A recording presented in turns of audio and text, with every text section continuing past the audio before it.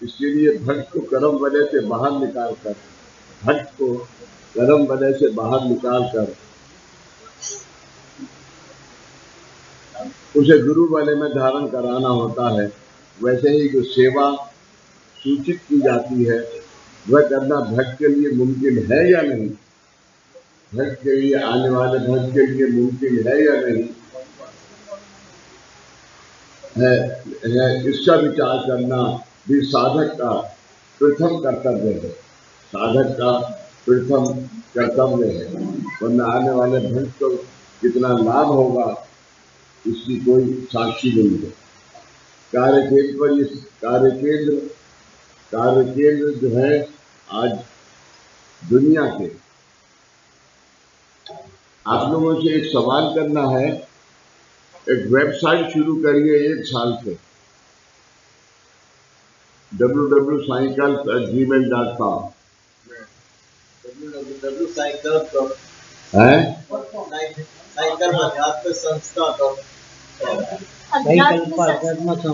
वो कनाडा की है, उद्वारिया की नहीं,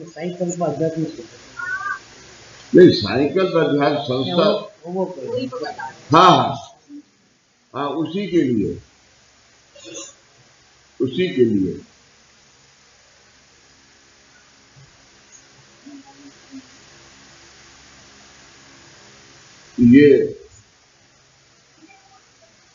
ये गूगल की जो नॉलेज है ये मेरी 0 है। तो मुझे पता नहीं, मुझे ये जरूर पता है कि इस जो वेबसाइट का नाम है वो ये www.cycle@gmail.com, ये मुझे पता है। वैसे ही भक्त को सेवा तो आज ये उसके अंदर साइकिल के कितने बाबा ने सेंटर बनाए हैं उसकी एक डिटेल भी है, आप लोग जरूर देखें वो डिटेल। इसका विचार करना भी साधक का प्रथम कर्तव्य है। कार्यकेंद्र ये एक सेवा धाम है, कार्यकेंद्र ये एक सेवा धाम है, सेवा का घर है। आने वाले भक्त को सेवा की लगन लगना आवश्यक है, आने वाले भक्त को सेवा की लगन लगना यह अत्यंत आवश्यक है। वैसे ही भक्त को सेवा बताने के बाद भक्त से सेवाधाम सेंटर न छूटे, ये देखने की जिम्मेदारी भी साधक की है। इसके अंदर सबसे जरूरी क्या है, ये देखने की जिम्मेदारी साधक की है। इसके अंदर सबसे जरूरी बात क्या है,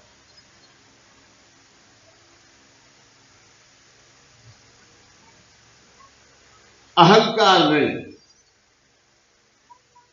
साधक को किसी भी बात का अहंकार नहीं होना चाहिए, बल्कि जो गुरु ने साधक को आज के साधक को जो गुरु ने आज सौंपा है उसका क्या होना चाहिए, अहम आकार होना चाहिए। इस बात का अहम होना चाहिए कि मैं दादा का भक्त हूं और दादा ने परमात्मा और देवी देवताओं की और सूफियों की और भक्तों की कितनी सेवा की है,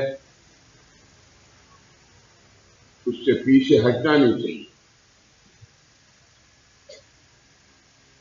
ये सेवाधाम और भक्त से ये सेवाधाम न छूटे, ये जिम्मेदारी आज के दिन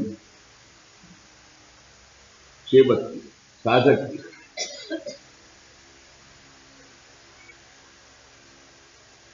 कर्म विमोचन ये साधन अत्यंत महत्वपूर्ण है। कर्म विमोचन ये साधन अत्यंत महत्वपूर्ण है और ये साधन इस प्रकार है। मनुष्य द्वारा जन्म प्राप्ति करने के बाद, मनुष्य द्वारा जन्म प्राप्ति करने के बाद उसका संबंध ये लोक और परलोक, इन दो लोकों से होता है। ये लोक और परलोक, ये दो लोकों से होता है।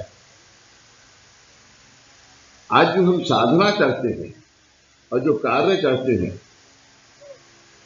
ये भी दो लोकों के लिए है।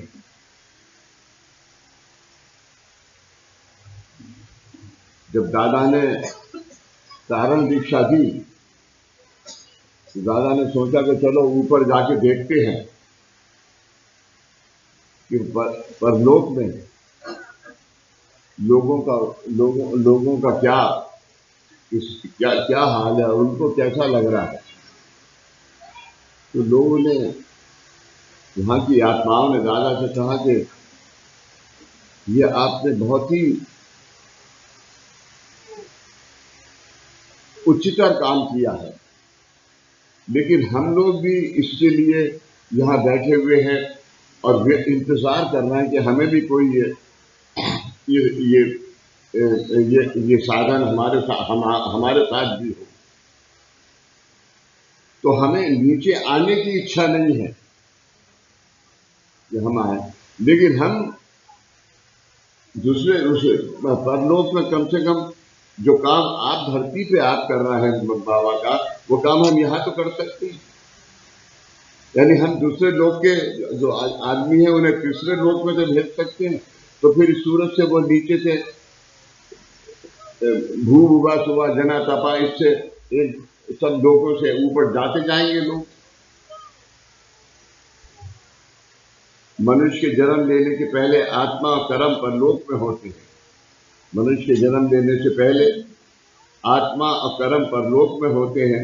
ऐसे समय दो अवस्था के विचार, ऐसी समय में दो अवस्था के विचार अवस्था के दो विचार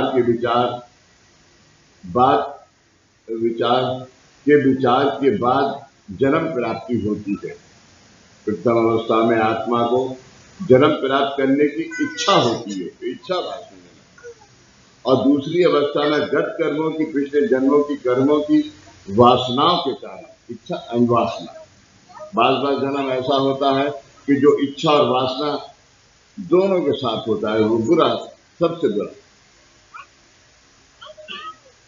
प्रथम अवस्था आत्मा के प्रवृत्त होने के कारण होती है। प्रथम अवस्था आत्मा के प्रवृत्त जागृत होने के कारण होती है। उसमें आत्मा का ये उद्देश्य होता है कि पूर्व जन्मों में हुए अच्छे बुरे कर्मों के बंधन से मुक्तता हो जाए, जो मुमकिन नहीं है ऐसे बगैर गुरु के। इस मुक्तता की प्राप्ति जन्म लिए बिना नहीं होती है। ऊपर गए और मुक्तता की प्राप्ति हुई, वो मुमकिन नहीं है। ऐसे जन्म की, इस मुक्तता की प्राप्ति जन्म लिए बिना नहीं होती है। दूसरी अवस्था में गत जन्मों में इच्छा वासना के कारण यदि उपभोग काम, इच्छा वासना अपूर्ण, पूरी नहीं हो पाई, अपूर्ण रहने के कारण मृत्यु के बाद भी उपभोग लेने की इच्छा वासनाएं बाकी रह गई, तो उन वासनाओं के कारण कर्म आत्मा को जन्म लेने के लिए मजबूर करते हैं। इसलिए जाते समय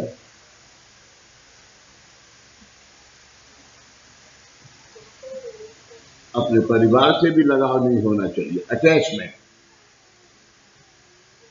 तो दुनिया छोड़ने से पहले इंसान को सोच लेना चाहिए, ये तो नहीं पता कि 3 तारीख को मरने वाले हैं, लेकिन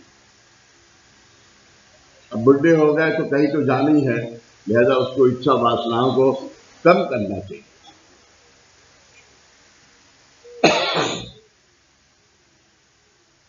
उस मनुष्य का जन्म उसकी आत्मा की सहज प्रवृत्ति नहीं होती है।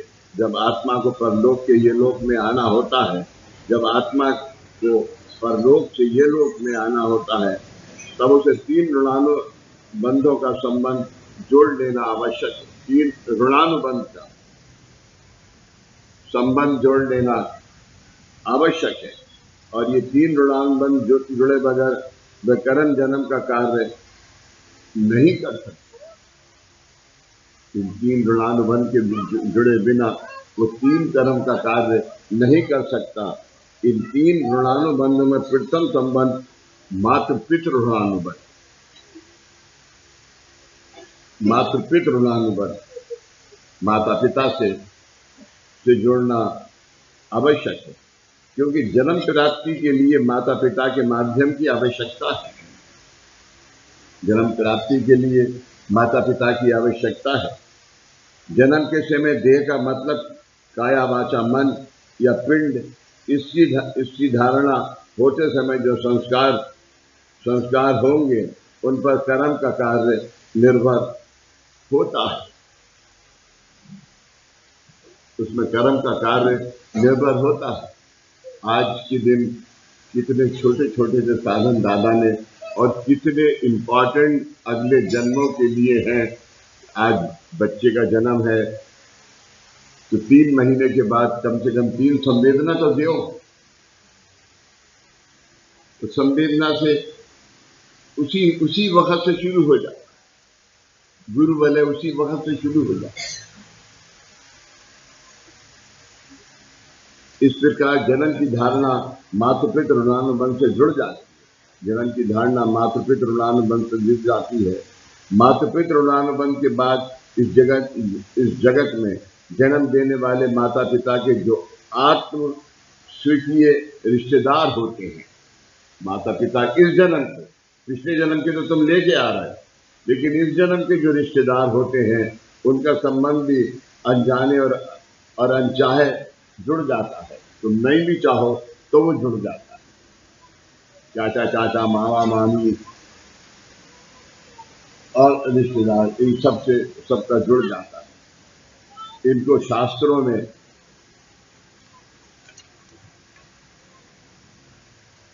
इतरेजन ऋणानुबंध कहा जाता है। इनको शास्त्रों में इतरेजन ऋणानुबंध कहा जाता है। इतरेजन का ये संबंध जीव की धारणा को कुछ भी हित संबंध जोड़ता नहीं। इतरेजन का ये संबंध जीव की धारणा को, डेवलपमेंट को कुछ भी हित संबंध जोड़ता नहीं है। उनकी उपस्थिति अनावश्यक रूप से, मतलब बिना मांगे और मानो जान लेने के लिए, हानि करने के लिए मनुष्य के कर्मों में शामिल होती है। मनुष्य के कर्मों में शामिल होती है। आज के दिन अगर आप लोग सेंटर पे जाते हैं तो सबसे ज्यादा आज के दिन इतरेजन के ऋणानुबंध के लिए दामन देना पड़ता है।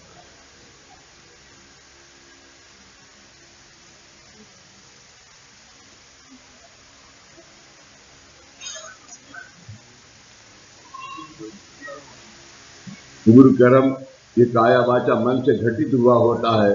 पूर्व जन्म ये काया वाचा मन से घटित हुआ होता है। उस पूर्व कर्म के जिम्मेदार आत्मा और कर्म होते हैं। उस पूर्व जन्म के जिम्मेदार आत्मा और कर्म होते हैं।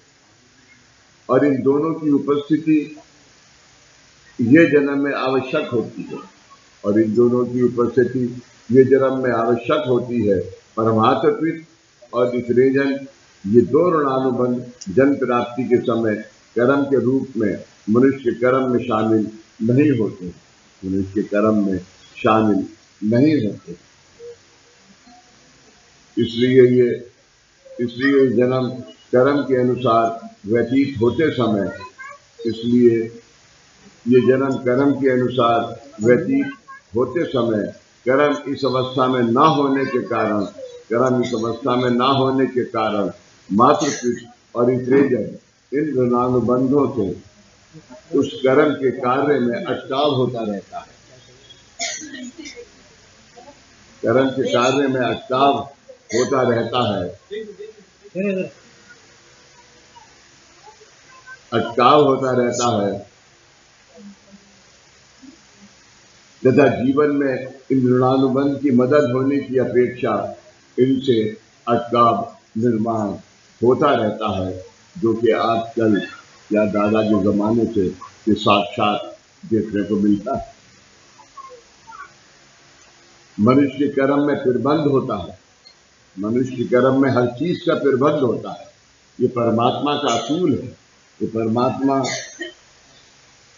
इतना दयालु है कि वो इंसान के जन्म लेने के दिन से और मरने के दिन तक का पूरा इंतजाम करता है, मगर इसके अंदर अटकाव जो है वो इस रीजन लाते हैं, या आज के दिन हमारे फर्क कर लीजिए कि आपका दोस्त है और वो कोई इस रीजन उड़ानुबंध से आपसे जुड़ा हुआ है, तो वो भी लाएगा, वो भी दुख देगा, अनमान वो भी दुख देगा।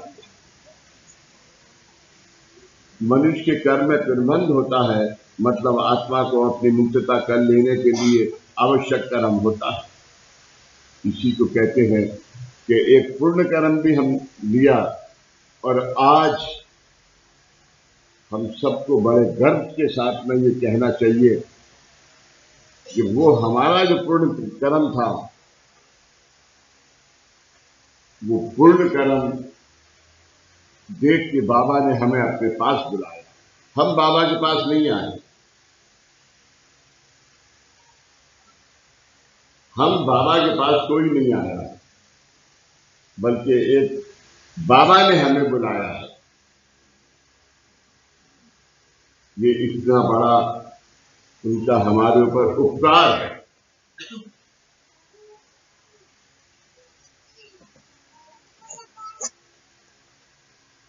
फिर भी मातृपित और इतरेजन, फिर भी मातृपित और इतरेजन, इन दो ऋणानुबंधों को बंधों के कारण मनुष्य को मोह के अधीन होना पड़ता है। फिर भी मातृपित इन ऋणानुबंध के साथ मनुष्य को मोह अटैचमेंट अधीन होना पड़ता है। इसलिए मातृपित और इतरेजन, इन दो ऋणानुबंध का ही संबंध कर्म के रूप में आए बिना मनुष्य उनका लाभ नहीं उठा सकता, मनुष्य उसका लाभ नहीं उठा सकता। मनुष्य के जीवन में मातृपित और इतरेजन ऋणानुबंध का लाभ प्राप्त होने के लिए मनुष्य जीवन में देवादिक ऋणानुबंध जुड़ा हुआ होता है। मनुष्य के जीवन में देवादिक ऋणानुबंध जुड़ा हुआ होता है। आज वो देवादिक ऋणानुबंध अगर किसी देवी देवता से जुड़ा भी हुआ होता तो उसका लाभ इतना नहीं होता जितना कि आज उस ऋणानुबंध का लाभ इस गुरुवार में आपको मिलता है।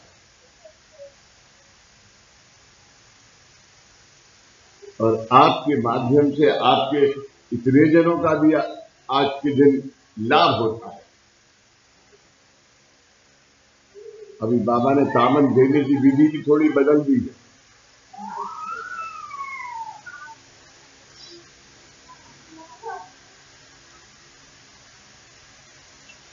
तो तामन लगता है हमें कि ये बहुत आसान चीज है, लेकिन मुझे जहां से ये तामन सिद्ध हुआ, मुझे उस अवस्था का भी ज्ञान है। दिल्ली में एक जगह है लोधी गार्डन,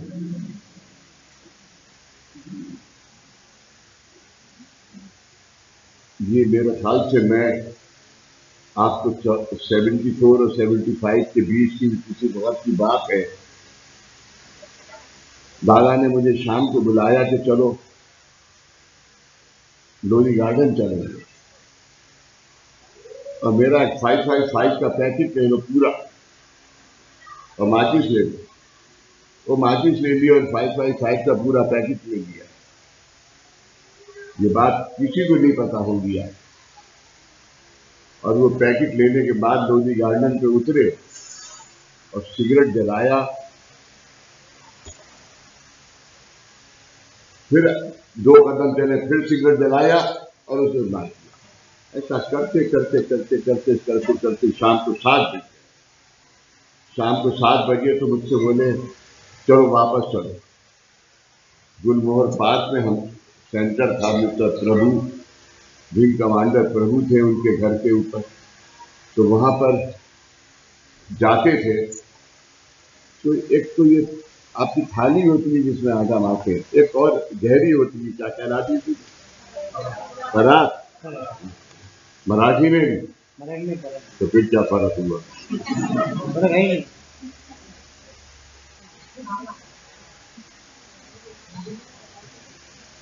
तो बोले बाबूजी तामन में इसमें परात में पानी भर लो और पानी भर के ऊदी डाल के बैठ जाओ।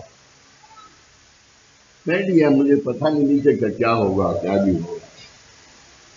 और बोले कि बैठो, और दादाजी चिल्लाए पलंग के ऊपर लेटे। 2 घंटे के बाद उठे, बोले जाओ इस परात को जाके और नाली में फेंक दिया पानी डाल। और जब तक कि मैं वापिस आऊं, जब तक खून की उल्टी, इतनी उल्टी। अब मैं और दीपक घबरा गए। प्रभु के भाई ये क्या हुआ? और दादा को ऐसे ये क्या बीमारी? लेकिन वो कहें कोई बीमारी नहीं है। लेकिन फिर भी दीपक ने पूरा फोन कर दिया कि ऐसे दादा को ये तकलीफ हो गई। बैठे बैठे ये सब काम वहां पर हो गया। दूसरे दिन शाम को 5 बजे बोले चलो लोधी गार्डन। हे भगवान, कल की मुसीबत तो निपटी नहीं है। और डर लगे उस वक्त, क्योंकि ये काम कभी देखे नहीं थे। डर लगे कि भैया ये भूत फिर से कहीं पीछे लग गए तो क्या होगा, और हमें तो कुछ आता भी नहीं है। वही सेम रिपीट। तीसरे दिन फिर यही हुआ, फिर सेम रिपीट। और बोले कि अब कामन सिद्ध हो। तो लोधी गार्डन एक ऐसी जगह है कि जहां पर के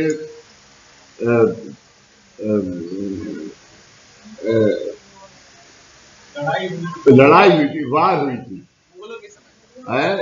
मोहम्मद लोधी,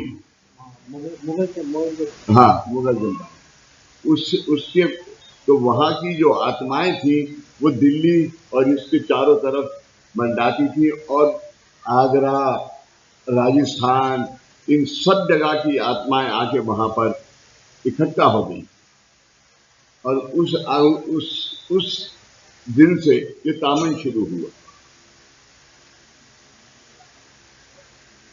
लेकिन अगर आप लोग वो दादा की उल्टी देख लेते तो मुझे तो उनकी दुआ थी, जो मैं जिंदा बचा रही तो जिंदा नहीं बचता कोई आदमी बोले।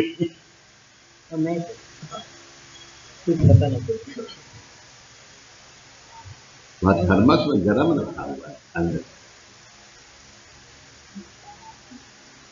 तो तामन इतनी पिरखर चीज को दादा ने उसको सिद्ध किया। आप अंदाजा लगाइए कि गुरु किन किन रास्तों से गुजरे हैं और किन किन रास्तों से गुजर के, अरे हमने क्या किया, यहाँ पे कुर्सी पे बैठ रहे हैं, कुर्सी पे बैठ के आराम से बोल रहे हैं, खाना बन के आ रहा है और खा रहे हैं। पानी की जरूरत है तो वो भी लेने गया है। दादा ने कितना गवाड़े साहब का करम है, आनंद गवाड़े साहब का मेरे ऊपर करम है।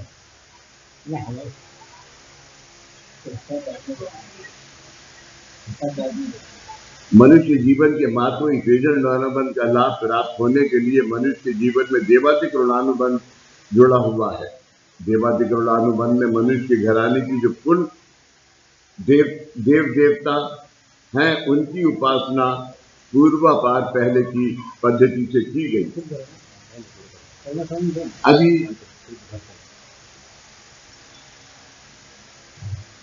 पहले जमाने में हरेक की कोई ना कोई कुल देवी और कुल देवता होते, लेकिन आज कुल देवी और कुल देवता तो छोड़ो, हमें पूजा क्या करनी है यही इंसान को नहीं पता। इसलिए आज जो गुरु मार्ग मिला है ये सब आज जितनी भी देवी देवताओं की शक्ति है, जितने पंथों की शक्ति है, वो सब इसके अंदर सम्मिलित है।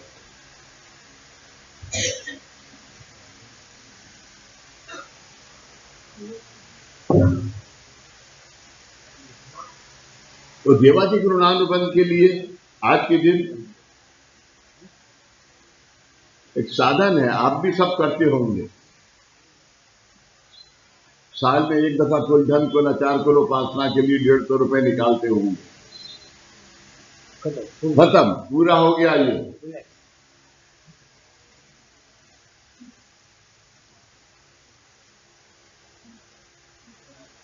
उनकी उपासना पूर्वापार पहले की पद्धति से की गई, तो सेवा के लाभ के जीवन में, लाभ से जीवन में कारण मात्र रहे मातृपित इवेजन ऋणानुबंध का रूपांतर कर्म में होता है। इसका आप समझे, फिर से पढ़ता हूं। उनकी उपासना पूर्वापार पहले की, यानी जो हमारे खानदान की उपासना थी, अगर वो की, वो उपासना से ये आप आज आपको एक बहुत अच्छे गुरु बंधु आए हुए हैं यहाँ, और बहुत अच्छी एक आपको कहानी नहीं, साक्षात किस्सा सुना। मिसेस बिंदु मंडावा, इनका महल है, मंडावा एक जगह है, इनका एक महल है। उस महल के अंदर ऊपर हवेली है, ऊपर इनका देवघर है। हाँ, अब मुझे नहीं पता कि वो देवघर और वो हवेली अब इन्होंने कहा, क्योंकि वो अब गेस्ट रूम बन गया है, और वहां पर कौन है। आनंद में उस वक्त कुछ जानता भी नहीं था, तो मैं एक उधर से गुजर रहा था, तो मैं उधर से जब गुजरते गुजरते मैंने क्या, कोई मुझे आवाज दे रहा है, ओ साईं भक्त, ओ साईं भक्त, ओ साईं भक्त। तो मैंने पीछे मुड़ के देखा, मैंने क्या पता नहीं यानी क्या है। तो मैंने देखा उस एक ऐसे आला बोलते हम उसे, दीवार में जो होता है, उसके अंदर एक कृष्ण भगवान दिख रहा है। तो मैंने इनसे क्या कि यहाँ कोई पूजा का स्थान था, तो इन्होंने कहा हाँ था। तो वहां से किसी ने इनके उसके बिल्कुल सामने एक कमरा है, उस कमरे में इनका जो पुराने जमाने का सामान है वो सब बंद पड़ा हुआ है। तो उन्होंने कहा कि मुझे बंद करके डाल दिया है, यहां से निकालो। तो मैंने याद आया, तो मैंने इनसे कहा कि भाई चलो जरा, तुम्हारे वो कुल देवता हैं, वो कह रहे हैं ना इनका कुल देवता हूं, इन्होंने मुझे बंद करके डाल रखा है सालों से। तो खैर ये चाबी वाबी लाई बक्सों की, वो खोला तो कृष्ण भगवान की मूर्ति निकली उसके अंदर। तो मैंने उस मूर्ति को निकाल के धोया, साफ किया, और इनको कहा कि भाई इसकी पूजा करो। तब उन्होंने क्या कहा कि नहीं, मुझे इनके तहखाने में ले चलो। बता दूं ना ये बात, हाँ, कि मुझे इनके तहखाने में ले चलो।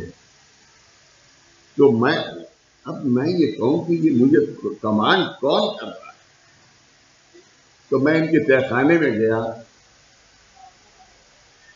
तो भगवान झूठ ना बुलाए, करीब 100 सांप।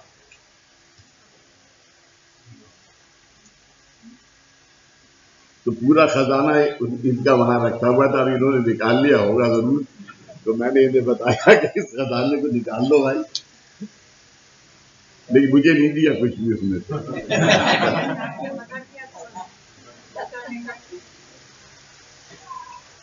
आज समझे इस मां की लीला।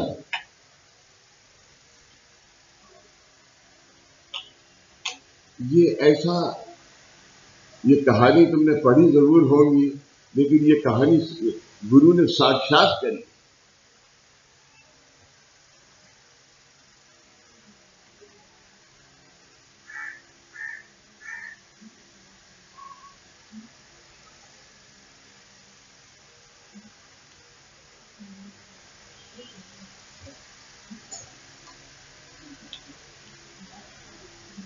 मिस्टर भिसे है यहाँ पर कहीं बैठे हुए?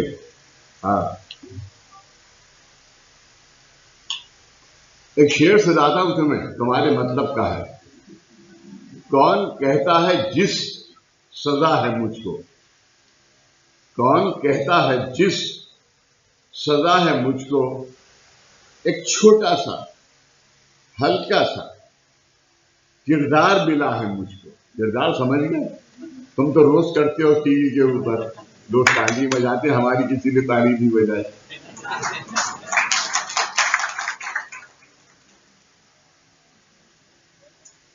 तो जब ये साधन सब सिद्ध हुए हैं तो दादा ने ऐसे ऐसे साधन सब कराए हैं।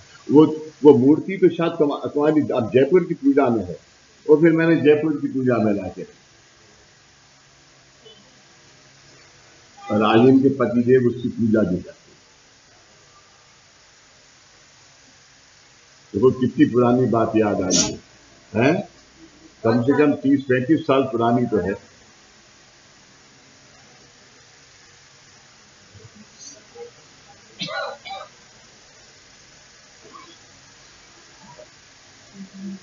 मनुष्य के जीवन में मातृ पितृ ऋणानुबंध का लाभ प्राप्त होने के लिए मनुष्य के जीवन में देवादिक ऋणानुबंध जुड़ा हुआ है। देवादिक ऋणानुबंध में मनुष्य के घराने की जो कुल देवता हैं उनकी उपासना पूर्वापार पहले की पद्धति से की गई, तो सेवा के लाभ से जीवन में कारण मात्र पितृजन ऋणानुबंध का रूपांतर कर्म में होता है, जो कि पता नहीं है आदमी करे तो क्या करे।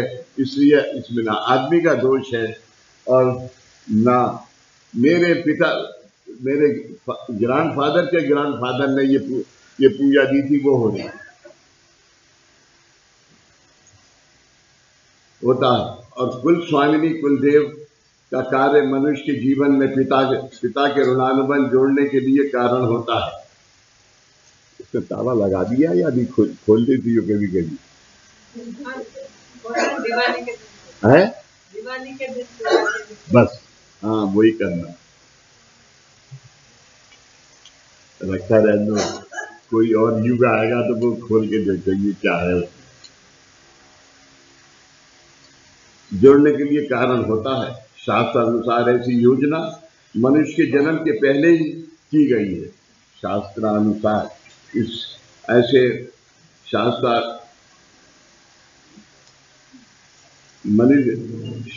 शास्त्र के अनुसार ऐसी योजना मनुष्य के जन्म के पहले ही की गई है। आज भी जो ये योजनाएं हैं, ये जो आज कार्य है, ये जो आज मुलाकात है,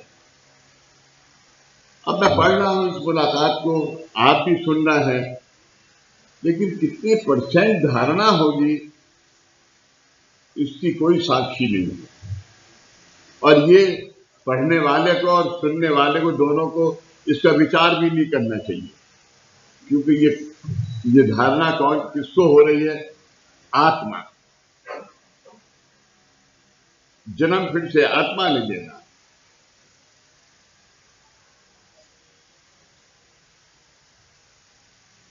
जोड़ने के लिए कारण होता है। शास्त्र अनुसार ऐसी योजना मनुष्य के जन्म के पहले ही की गई है। जन्म लेने वाले मनुष्य के जन्म को नर जन्म कहते हैं। मनुष्य के जन्म को नर जन्म कहते हैं। लेकिन यदि संस्कारों से पिंड का पोषण किया गया, यानी संस्कारों से अगर पिंड का पोषण किया गया तो उसका नारायण होना नामुमकिन है। पिंड का पोषण किया गया तो उसका नारायण होना नामुमकिन नहीं है, तो उसका नर से नारायण होना नामुमकिन नहीं। लेकिन आज वेद कौन जानता है? आज हम जनेऊ बदलते हैं 11 दफा या 21 दफा, आज हम ओम श्री साई नाथाय नमः बोलते हैं। लेकिन पहले जमाने में जब मेरे बाप बदलते थे जनेऊ, तो वो 108 दफा गायत्री मंत्र पढ़ते थे। वो मेरे पिता हैं, अब किसी पता नहीं कहाँ जन्म ले लिया, लेकिन शायद वो सही नहीं पढ़ते होंगे, क्योंकि 108 दफा गायत्री मंत्र पढ़ना आसान नहीं।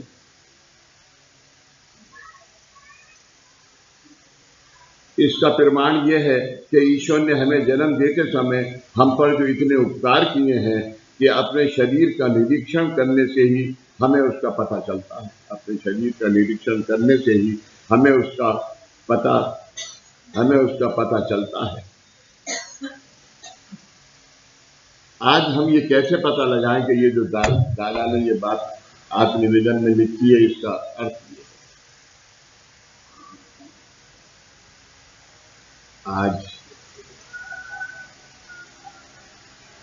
आज की ये कामकाज, ओंकार साधना,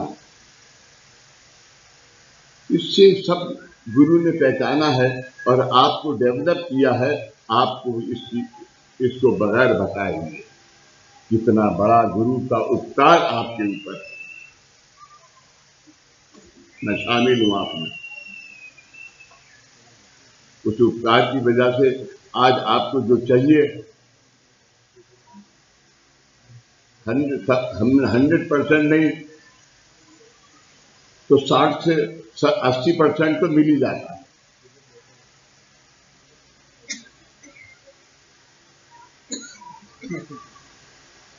निरीक्षण करने से ही हमें उसका पता चलता है।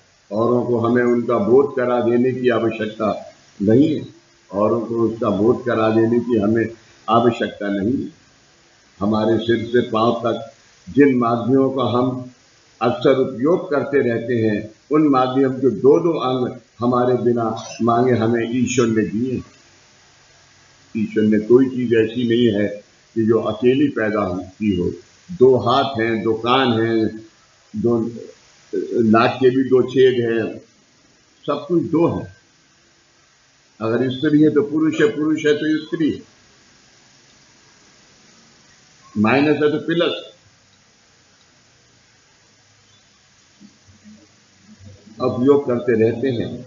उन माध्यम के 2 अंग हमारे बिना मांगे हमें ईश्वर ने दिए हैं और इन माध्यमों के अंगों का उपयोग करना ध्यान में रखो। बिना उपयोग किए उन्हें वापस मत करो, ऐसी चेतावनी भी दी है। उसको बिना उपयोग किए हुए उनको वापस मत करो। अभी ये सम्मेलन हुआ, इस कान से सुना, इस कान से निकाला नहीं भाई, मनन करो।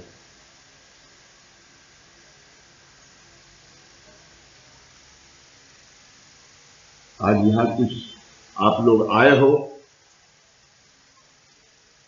एक दादा बाबा की तस्वीर जरूर दिखती है, लेकिन शक्ति युक्त है ये तस्वीर। और वही शक्ति यहां माध्यम के साथ बैठ के कार्य करती है।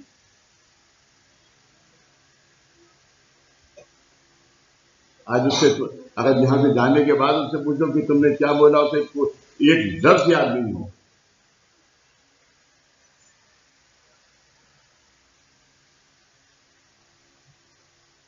औरों को हमें उनका बोध करा देने की आवश्यकता नहीं। हमारे सिर से पांव तक जिन माध्यमों का हम अक्सर उपयोग करते रहते हैं, उन माध्यमों के 2 अंग हमारे बिना मांगे हमें ईश्वर ने दिए हैं। और इन माध्यमों के अंगों का उपयोग करना ध्यान में रखो। बिना उपयोग किए उन्हें वापस मत करो, यानी ये दुनिया छोड़ के मत जाओ बगैर उनको उपयोग किए। आज तुम्हें 100 रुपए मिले तो 100 रुपए में तुम्हारा अपना कितना है? 25%। 75% किसका है? परिवार का। कितने जनों का? दान धर्म, समाज, देश, ग्राम, इन सबका 75% में है। क्योंकि बुद्धि और ये 2 चीजें तुम्हें प्रदान करी है, मनुष्य को प्रदान करी।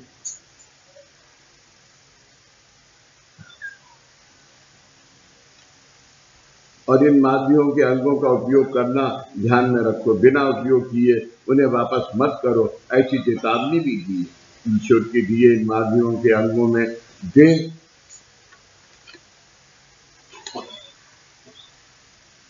की दाहिनी बाजू दाहिनी बाजू ये ब्रह्मांड, देह की दाहिनी बाजू ये ब्रह्मांड और बाएं बाजू में पिंड है,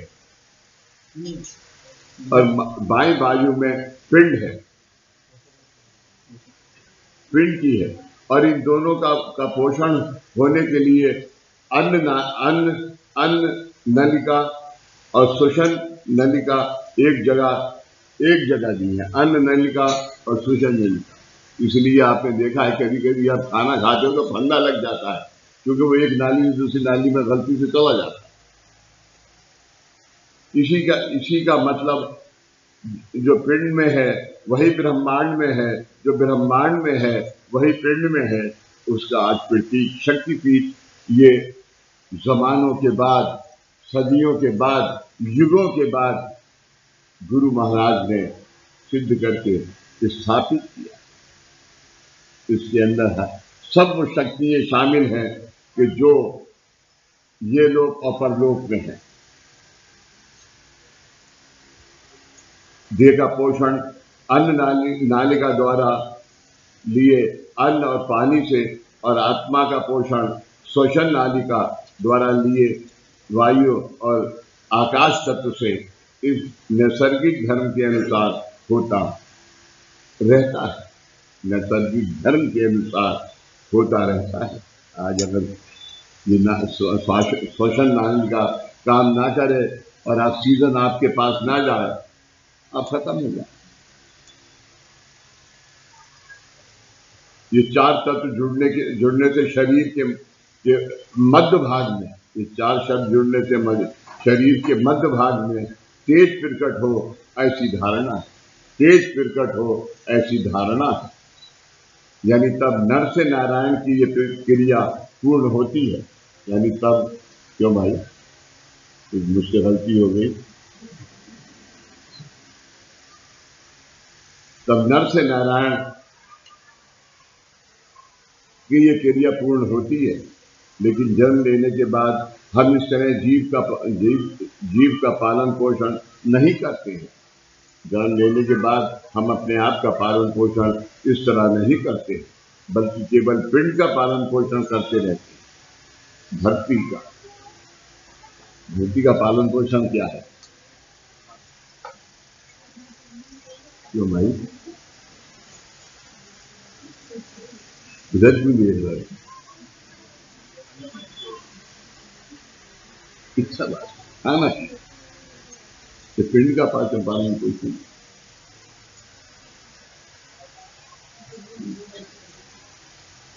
ईश्वर द्वारा हम मानवों की इतनी अच्छी रचना करने पर भी उन अंगों का या माध्यमों का योग रूप से सदुपयोग नहीं किया जाता। ये जन्म फिर से प्राप्त होगा या नहीं, ये कहा नहीं जा सकता। जन्म फिर से प्राप्त होगा या नहीं, ये कहा नहीं जा सकता है। इसलिए जो संस्कार होना आवश्यक है, वह संस्कार योग्य समय पर कर लेना हर मामूल का धर्म, और इस धर्म का पालन करना यह आधुनिक पद्धति का पहनावा और आचार विचार और आहार के कारण यदि हम भूल गए।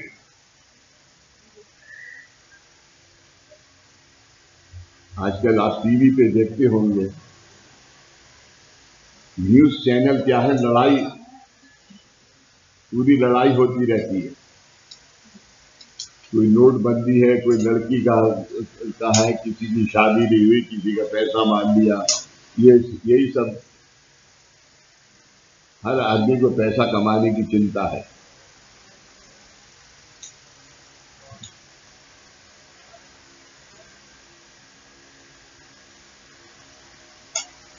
आदमी से दादा ने पूछा कि तेरे पास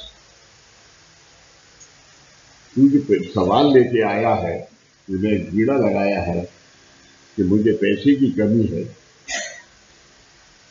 तो मैं तुझे दे देता हूं और तुझे कल ही मिल जाएगा पैसा। लेकिन जरा ये तो बता कि जो तिजोरी में रखा है उसका क्या करेगा? तो तेरा आखिरी वक्त में तुझे लकड़ी चाहिएगी, वो तो 2-3 हजार रुपए की आ जाएंगी, तो सब छोड़ के यहीं जाएगा।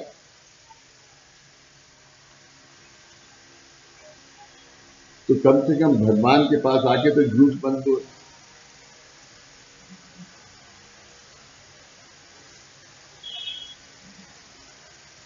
एक बादशाह था, उसने पूरी गांव और अपने जो जितनी उसकी एस्टेट थी सबके लोगों को लूट लूट के सोना खरीदा, और जो उसके रहने का महल था उसको सोने का बनाया। चारों तरफ सोना सोना सोना सोना। आखिर में बुढ़ा हो गया, बीमार पड़ गया।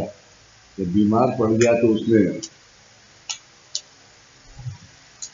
हकीम को बुलाया। हकीम से कहा कि भाई कुछ मेरा इलाज करो, मैं ये दुनिया को नहीं छोड़ना चाहता। मैंने तो इतना सब कुछ ये कायनात खड़ी करी है सोने की। तो उसने कहा हजूर अब तो जितने भी आपके अंदर के इंद्रिय हैं ये सब काम करना छोड़ गई है, तो ये तो कुछ ही समय का वक्त है। तो उन्होंने क्या कह रहे, बादशाह ने सोचा कि ये तो मैंने बहुत बड़ी गलती करी। मैंने लोगों को लूटा, लोगों को तंग किया, उनके सब इस पैसे को अपने अपने कब्जे में किया, तो ये क्या है। तो उन्होंने, एक मुल्ला होता है जो नमाज करता है, एक काजी होता है जो निकाह पढ़ता है। तो उन्होंने मुल्ला को बुलाया मस्जिद से, यानी एक पंडित और एक शमशान का पंडित, शमशान वाले काजी को मुल्ला को बुलाया और उससे कहा कि मुसलमानों में जो जनाजा है उसको ढक के ले जाते हैं, मुंह नहीं खोलते। तो भाई मेरा जनाजा, अब ये बता रहे हैं हकीम साहब कि मैं मरने वाला हूं, तो जो मेरा जनाजा निकले तो उसको, उस जनाजे को ढकना मत, और जो मेरे दोनों हाथ हैं इस हाथ को ऐसे कर देना और मुट्ठी बंद मत करना, इन्हें खोल देना, और मेरे उसमें जो नहीं मजार नहीं, ताबूत, जो ताबूत है उस ताबूत पे एक बड़े पट्टे पे दिखा देना कि जो मैंने लूटा है वो सब यहीं छोड़ के जा रहा हूं खाली हाथ।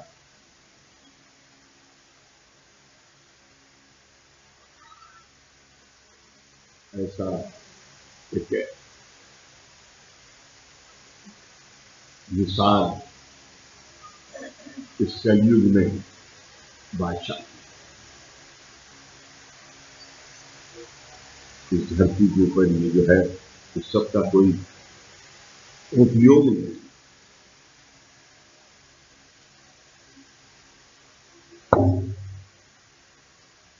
आज अपने गुरु मार्ग में आज आपको आपका विमोचन है, सब विमोचन है, और आपको आपके जन्म के कारण की दीक्षा मौजूद है, कारण और महाकारण रास्ता है। ये सम्मेलन महाकारण रास्ते के ऐसे, ये सम्मेलन आपको अगले जन्मों की दादा का ये कार्य आपके 7 जन्म और 7 पीढ़ी के लिए है। आपके 7 जन्म और 7 पीढ़ी के लिए ये कार्य की उत्पत्ति।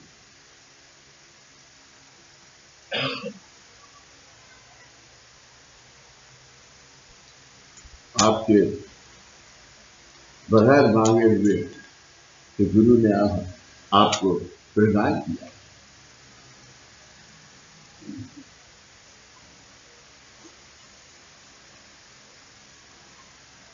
ये जन्म फिर से प्राप्त होगा या नहीं ये कहा नहीं जा सकता है, इसलिए संस्कार होना आवश्यक है। इसलिए जो संस्कार होना आवश्यक है वह संस्कार योग्य समय पर कर लेना हम मानवों का धर्म है, हम मानवों का धर्म है। और आज ये धर्म क्या है, ओमकार साधना, आरती साधना, मुलाकात साधना, और अगर आज पूरा समय नहीं है तो सिर्फ हे भगवान हमारे परिवार के उद्धार के लिए एक प्रार्थना।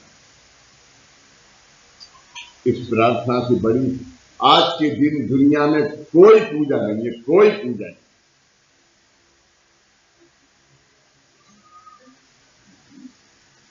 आवश्यक है। वह संस्कार योग समय पर कर लेना हम मानवों का धर्म है, और इस धर्म का पालन करना यह आधुनिक पद्धति का पहनावा और आचार विचार और आहार के कारण यदि हम भूल गए, ये पहनावा या आचार विचार के कारण यदि हम भूल गए हैं, तो श्री गुरु हमें नहीं भूले, तो श्री गुरु हमें नहीं भूले हैं। मैंने सम्मेलन शुरू करने के पहले कहा था कि हम बाबा के पास नहीं आए हैं, बाबा हमें आए, हम बाबा ने हमें यहाँ आने के लिए बुलाया। यद्यपि हमारी जन्म प्राप्ति इच्छा वासना के कारण हुई है, यद्यपि हमारी जन्म प्राप्ति इच्छा वासना के कारण हुई है, फिर भी आगे जो मृत्यु हमें प्राप्त होगी वह मृत्यु रूप में न आए, बल्कि हमें अमर ये अवस्था प्राप्त हो जाए। ये प्राप्ति गुरु कृपा के बिना नहीं होती है, ये प्राप्ति गुरु कृपा के बिना नहीं होती। श्री दादा ने आज आपको कहाँ शामिल किया है।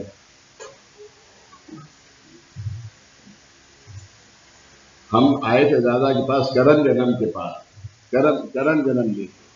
दादा ने हमें क्या दिया है? कार्य और कारण जन्म। लेकिन उसके साथ आचरण करना पड़ेगा।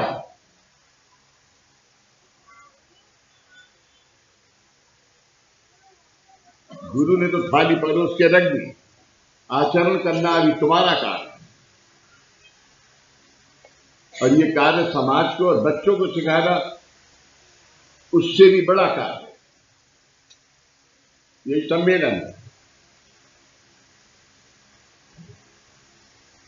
इसलिए गुरु मार्गी होना, इसका मतलब जेबिता खेलता चित्त दत्त में झाले, यानी खाते समय खेलते समय चित्त दत्त में श्री दत्त गुरु के विचारों में लीन होना आवश्यक, लीन होना आवश्यक है। अपने बेफजूल ज्ञान के हर्ष के कारण हम मानवों को ये लगता है, अपने बेफजूल ज्ञान के हर्ष के कारण हम मानवों को ये लगता है कि हमने केवल भोगों का उपभोग लेने के लिए ही जन्म लिया है, भोगों का उपभोग लेने के लिए ही जन्म लिया है, फिर भी हमें सुख मिले, इसलिए हमसे अन्य कोई साधना ना होते हुए भी श्री गुरु ने हमें श्री पंत महाराज जी के पथ के अनुसार साधना सेवा कुछ किए बिना ही निज धाम के दर्शन कराए। निज धाम